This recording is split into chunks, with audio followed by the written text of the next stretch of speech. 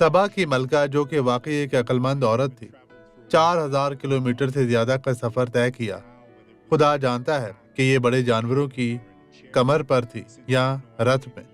चूंकि इस वक्त गाड़ियां नहीं थी, हवाई जहाज या मोटरसाइकिल जैसी कोई चीज नहीं थी, यहाँ पर सवारी के लिए बामुश्किल जानवर थे।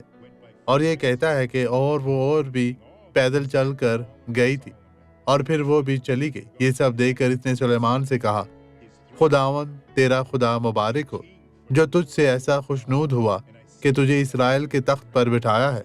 चूंकि खुदावंद ने इसराइल से सदा मोहब्बत रखी है, इसलिए उसने तुझे अदल और इंसाफ करने को बादशाह बनाया।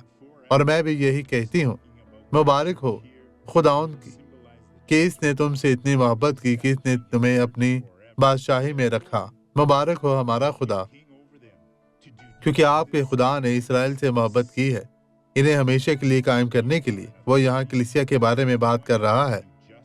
खुदा आपको बड़ी बरकत दे। मेरे अजीजों, आए दुआ करें।